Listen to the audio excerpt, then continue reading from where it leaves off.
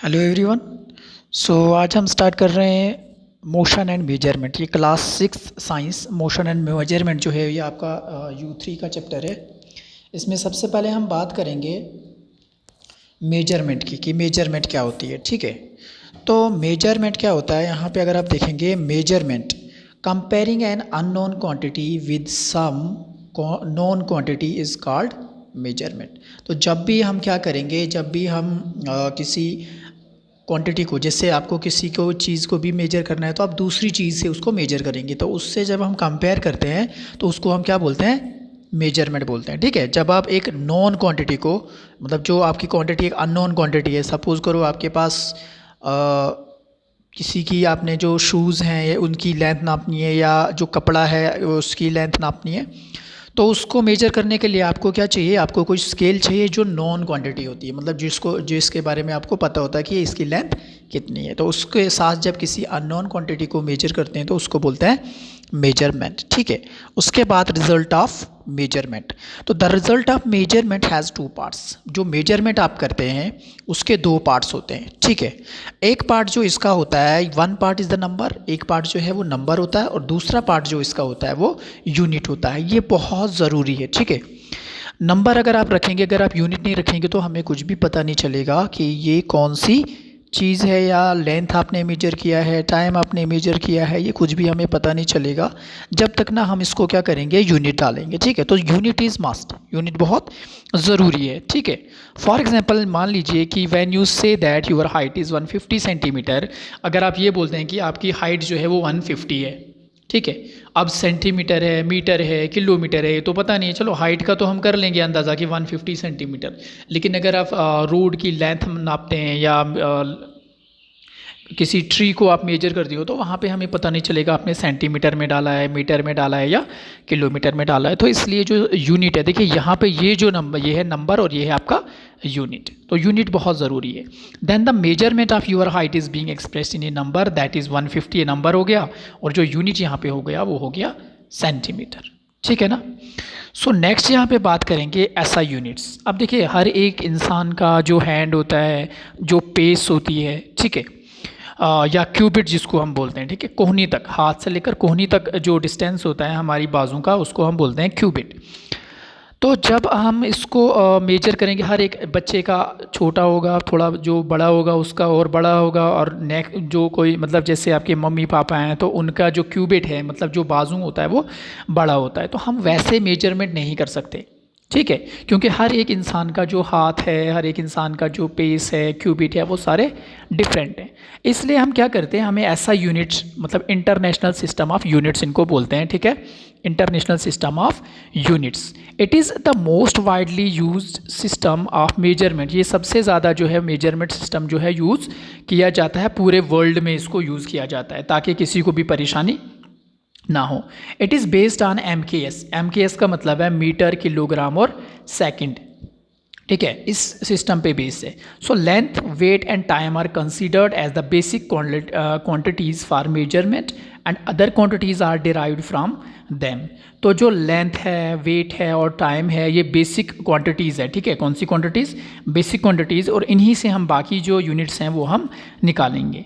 As per SI system की अगर हम बात करेंगे, ठीक है, SI system, the unit of length, length का जो यूनिट है वो क्या है, मीटर। ये हर एक जगह आपको मिलेगा। ठीक है, वर्ल्ड में कहीं भी अगर आप जाएंगे तो लेंथ जो होगी वो मीटर में ही होगी।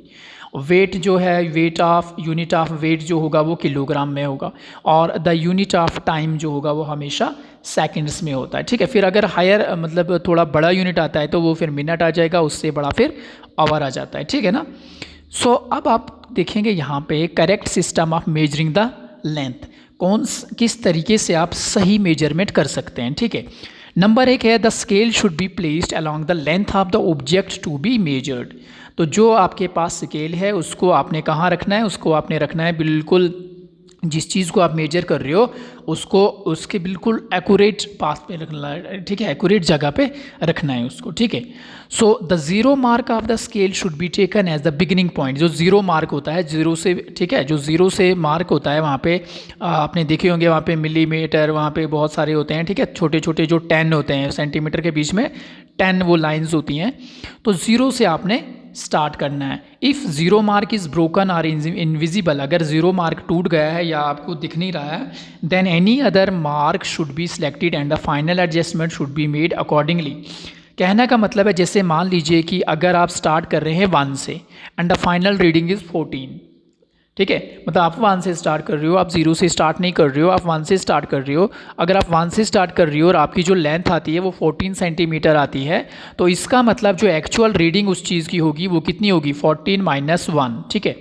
तो 14 - 1 जो आप करोगे तो वो कितना आ जाएगा, 13 सेंटीमीटर आपकी वो जो चीज़ है वो एक्यूरेट मेजरमेंट में होगी। उसके बाद correct I position should be maintained, आपने अच्छे से देखना है। और आई पोजीशन ऐसा नहीं है कि आप लेफ़्ट से देख रहे हैं और राइट में आपको देखना है, ठीक है। तो आपको जो आई पोजीशन है वो बिल्कुल करेक्ट होनी चाहिए ताकि आप अच्छे से देख सको कि कहाँ है, ठीक है। तो जैसे मान लीजिए अगर हम घड़ी पे टाइम देखते हैं, अगर हम बहुत ज़्यादा थोड़ा साइड पे हैं और घड़ी अलग से है, तो साइड से अगर हम देखते हैं तो हमें टाइम 3 की जगह थोड़ा अलग ही दिखेगा, ठीक है, मतलब एग्जैक्ट 3 पे नहीं दिखेगा। तो इसलिए आपने जो आई रखनी है वो एग्जैक्ट बिल्कुल सामने रखनी है। The eye position should be just above the point to be measure, तो जिस पॉइंट को आपने मेजर करना है उसके एग्जैक्ट ऊपर आपकी आई होनी चाहिए, आपने जिस पॉइंट को देखना है। इनकरेक्ट आई पोजिशन अगर होगी तो उससे आप क्या कर लोगे, parallax error and gives incorrect reading, मतलब पैरेलल जब हम देखेंगे तो उसकी वजह से क्या होगा कि हमारी जो रीडिंग है वो एक्यूरेट नहीं आएगी, कहीं ना कहीं उसमें गड़बड़ हो जाएगी, ठीक है। सो नेक्स्ट यहाँ पे अगर हम बात करेंगे मोशन के बारे में, तो मोशन की बात करेंगे तो मोशन क्या होता है, the change in position of an object, अगर कोई भी ऑब्जेक्ट जो है वो अपनी पोजीशन को चेंज करता है विद रिस्पेक्ट टू टाइम, ठीक है, टाइम के साथ, लेकिन उसको हम क्या बोलेंगे, मोशन। तो जब भी कोई ऑब्जेक्ट जो है वो अपनी पोजीशन को चेंज करता है विद रिस्पेक्ट टू टाइम, मतलब टाइम के साथ, उसको हम क्या बोलते हैं, मोशन। अब जो मोशन होते हैं वो डिफरेंट टाइप्स ऑफ मोशन आपके पास हैं, यहाँ पे टाइप्स ऑफ मोशन। देखिए सबसे पहले बात करेंगे रेक्टिलिनियर मोशन की। तो रेक्टिलिनियर मोशन क्या होता है, रेक्टिलिनियर मोशन वो मोशन होता है जिसमें जो बॉल है वो बिल्कुल स्ट्रेट लाइन पे चलेगा। बॉल हो या कोई भी ऑब्जेक्ट हो, जैसे हम वॉक करते हैं ग्राउंड पे, ये जो यहाँ से होगा इसको हम बोलेंगे रेक्टिलिनियर मोशन। दूसरा होता है कर्वीलिनियर मोशन। तो कर्वीलिनियर मोशन आपने देखा होगा, जैसे हम रोड पे जाते हैं और वहाँ पे जो आर्क जैसी होती है, मोड़ जिसको आप बोलते हो, ठीक है, मोड़ पे आपको क्या करना पड़ता है, देखो इस तरीके से यहाँ से आना है, तो इसको बोलते हैं कर्वीलिनियर मोशन। ये करू की तरह, करू पे जो मोशन होगा उसको बोलेंगे कर्वीलिनियर मोशन।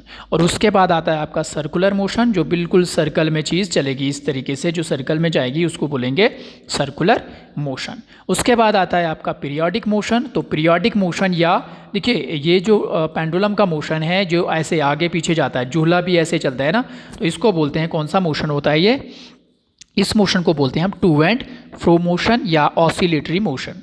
अब बात करेंगे यहाँ पे लीनियर मोशन की। तो लीनियर मोशन मैंने पहले ही बोल दिया, when the motion is in a straight line, जब मोशन जो है वो स्ट्रेट लाइन में हो रहा है उसको हम लीनियर मोशन बोलते हैं। और अकार लीनियर मोशन या रेक्टिलिनियर मोशन, ठीक है। तो car moving on a straight road, जब भी स्ट्रेट रोड पे कार चलेगी या हम लोग चलेंगे तो वो कौन सा मोशन होगा, रेक्टिलिनियर। उसके बाद बात करेंगे कर्वीलिनियर मोशन की। तो जब कोई ऑब्जेक्ट जो है वो मोशन में होगा, लेकिन कौन से पाथ पे, कर्व्ड पाथ पे, जैसे मैंने ऊपर अभी आपको दिखाया कर्व्ड पाथ पे होगा, it is called curvilinear motion. जैसे car moving on a band, band का मतलब जो मोड़ होता है वहाँ पे अगर अब वो ट्रैवल करता है तो उसको कर्वीलिनियर मोशन बोलेंगे। नेक्स्ट आता है आपका सर्कुलर मोशन। तो सर्कुलर मोशन क्या होता है कि when the motion is in circular path, जब सर्कुलर में कोई चीज़, इस तरीके से सर्कुलर में कोई चीज़ घूमती है तो उसको हम बोलते हैं circular motion, it is called circular motion. For example the motion of earth in its orbit, जो अर्थ घूमती है अपनी ऑर्बिट में, या जो फ़ैन घूमता है इसको भी हम बोलते हैं सर्कुलर मोशन। जो व्हील्स होते हैं गाड़ी के वो भी सर्कुलर मोशन में घूमते हैं, ठीक है। तो पाथ अगर सर्कुलर है तो उसको बोलेंगे सर्कुलर मोशन। उसके बाद आता है रोटेशन।